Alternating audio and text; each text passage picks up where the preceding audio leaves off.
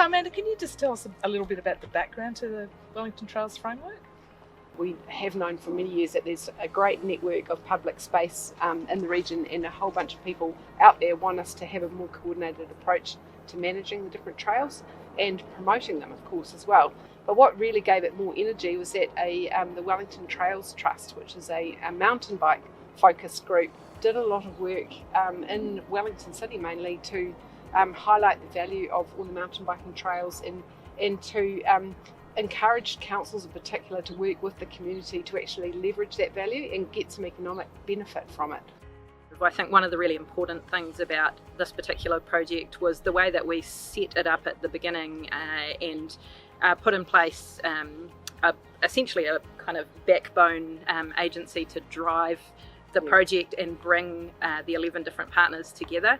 We originally established a steering group to set the scope for the project, and then we brought on board TRC to help us really with the framework development and to bring some trails and destination development expertise into the project. One of the things that we did at the beginning of this project is we had a series of workshops around the region which TRC facilitated to help us kind of set the vision for the framework and bring together the different voices of all of the different trail user groups to understand really what the potential of the network could be and what everyone's aspirations were for it. And I think having TRC involved in that with your significant trail development experience, particularly from Australia and other places in New Zealand, really kind of added weight to that process and helped us to kind of understand the range of voices and get a really clear vision for where we wanted to go with this framework. I think one of the things that came through in workshops too was a level of education around an understanding of each other's perspectives between different types of user groups. And that's often the benefit of those workshops. It's to be heard, but also to hear each other.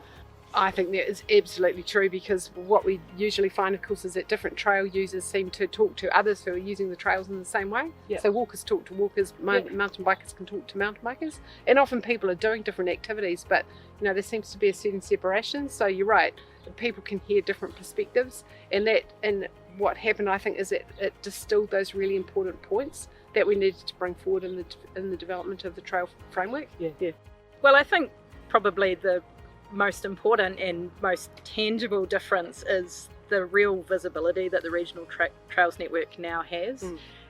One of the big things in the framework is actually positioning the Wellington Regional Trails Network.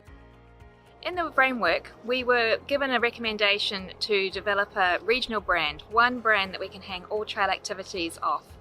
And we decided that Find Your Wild was the perfect brand, because your wild might be different from my wild. We've got people who love the trails right down to the insect level, and who are involved in ecological projects or lots of tourism and volunteerism kind of activities. So it's making it really inclusive. It's a call to action that gets people really engaged and starts to question how they could find their wild. So one of the recommendations from TRC as part of the framework was to categorise the trails that we have in our region and give them some order of priority in terms of the way that we really wanted to focus our efforts. So we have signature, regional and local trails. One of the things I find really exciting is to see how far you've gone with the implementation, even in a couple of years. Yes. And I know we're involved in the Five Towns Trail, but there's so much happening. You've got the resources, all the different stakeholders have contributed funding to move forward with it.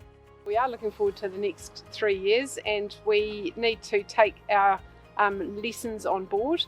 We need to consolidate, I think, around our signature trails, what we're calling our blue ribbon trails, and take those really from good to great experience,